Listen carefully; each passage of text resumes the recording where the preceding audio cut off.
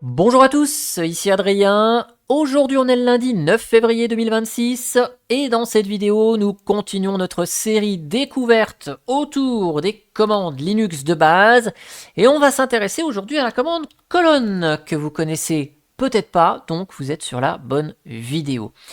Cette commande colonne qui est fournie dans le paquet utile-linux installé dans toutes les distributions Linux de base, même avec les installations minimales.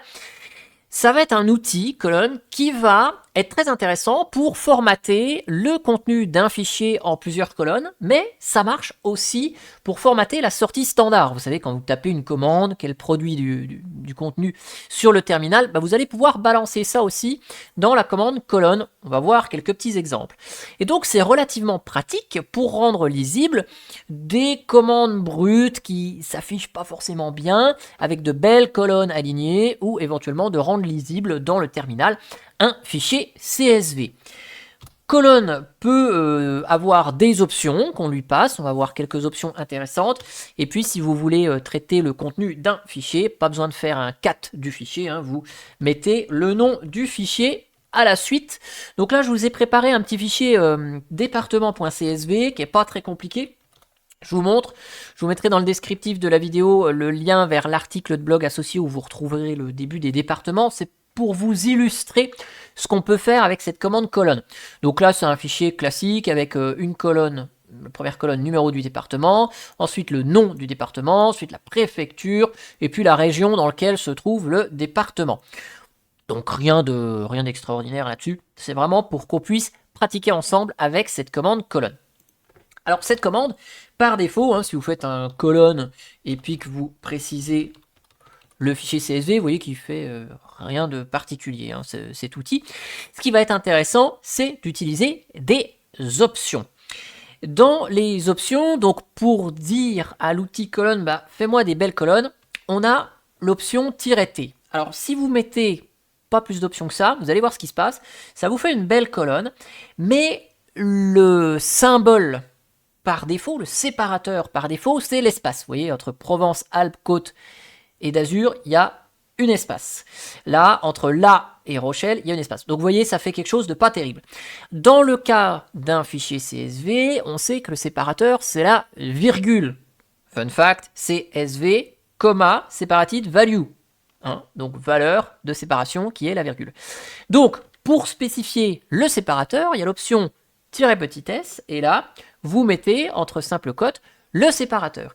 Et là, vous allez voir la magie de la commande colonne, c'est que ça vous fait une belle sortie. Et donc là, vous voyez le numéro du département, c'est espacé, vous avez le département, vous avez une colonne préfecture et vous avez la colonne région. Donc, c'est quand même relativement sympa. C'est super lisible. Alors vous allez me dire, bon ok, des fichiers CSV, on n'a pas forcément besoin d'en traiter en ligne de commande. Dans quel cas ça peut servir? Eh bien, si je vous efface l'écran, on va utiliser non pas le séparateur virgule, mais le séparateur de points. Parce que dans un système Linux, on a beaucoup de fichiers qui ont comme séparateur deux points, notamment le fameux fichier etc passwd, dans lequel on va retrouver la liste des utilisateurs et plein de paramétrages sur ces utilisateurs. Et là, si je valide, alors l'écran est un petit peu grand, voilà, je vais réduire, donc là c'est plus petit, mais vous voyez, on arrive à afficher le contenu du fichier etc passwd.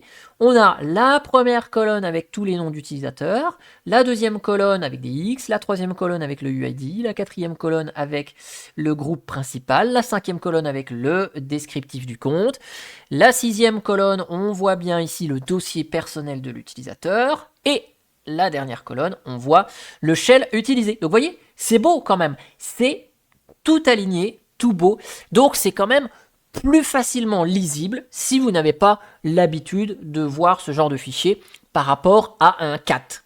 Donc c'est quand même pas mal. Si je reprends mon exemple de département, hop, donc je remets mon TMP département, on va pouvoir, si vous voulez faire encore plus joli, faire comme si ça faisait un tableau, vous avez l'option petit o qui vous permet d'ajouter un séparateur en sortie en plus du décalage de type colonne. Donc là, on peut mettre un petit pipe, ce qui fait que là, regardez, hop, Voilà, ça fait un peu comme une sorte de tableau, on retrouve un début de colonne. Je trouve que c'est sympa. Bon, c'est pas super extraordinaire, mais ça peut encore améliorer la visibilité si vous en avez envie. Alors là, on a toujours utilisé un fichier, mais on va pouvoir utiliser cette commande colonne après une commande ou après une suite de commandes. Pour vous montrer ça, je vais utiliser la commande mount, qui vous affiche la liste des points de montage actifs sur votre système actuellement. Alors, il y en a peut-être un peu beaucoup, je vais juste vous montrer, en fait on va faire une suite de commandes, je vais filtrer avec média, voilà, pour voir tout ce que j'ai comme montage sur /media/ quelque chose. Donc là vous voyez, j'ai /media/ games, /media/ data, /media/ backup. Et cette commande mount, vous voyez que le séparateur c'est l'espace, et donc là mes différents points de montage ne sont pas alignés. Les types de systèmes de fichiers ne sont pas alignés. Les options à ces points de montage ne sont pas alignés non plus. Donc cette commande, ici, on va pouvoir la chaîner avec un pipe et lui dire, tiens, mets-moi ça en forme avec la commande colonne. Et puis là, on va utiliser donc l'option "-t", et puis on s'arrête à "-t", pas besoin de mettre un séparateur de type espace, puisque par défaut, c'est l'espace qui est utilisé. Et donc là, hop, regardez, c'est génial. On a quelque chose qui est affiché de façon beaucoup plus lisible avec la partition ou le volume logique, le on, le point de montage, type, le système de fichiers et les options.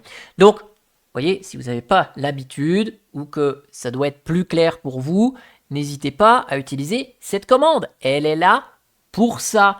Elle est là pour vous. Et allez, les derniers petits trucs relativement sympas, totalement inutiles, donc indispensable pour vous montrer jusqu'au bout de 3 petites bricoles qu'il est possible de faire avec cette commande colonne.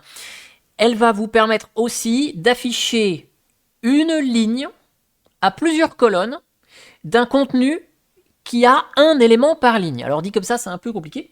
Je vous fais un petit exemple avec la commande sec. Si vous ne la connaissez pas, elle permet de compter avec un pas de 1 par défaut. Donc si je vous fais un petit sec 1 espace 5, vous voyez, ça compte 1, 2, 3, 4, 5.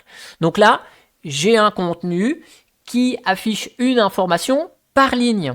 Et donc, si je souhaite que cette information mise, une information par ligne, se transforme en une ligne avec une information par colonne, eh bien, je vais pouvoir utiliser la commande colonne avec l'option "-x". Et donc, vous avez vu, une info par ligne se transforme en une info par colonne. Totalement inutile, donc indispensable. C'est ainsi que se termine cette vidéo. J'espère que je vous ai fait peut-être découvrir cette petite commande colonne. Si vous la connaissiez pas, n'hésitez pas à le dire dans les commentaires. Et si vous avez une petite commande que vous pensez pas très connue, que vous souhaitez partager et vous voudriez qu'on fasse une vidéo dessus, n'hésitez pas à la mettre dans les commentaires et d'échanger avec moi sur ce sujet. J'espère que cette vidéo vous aura plu et moi je vous dis à bientôt pour une prochaine vidéo. Allez, ciao ciao, bye bye.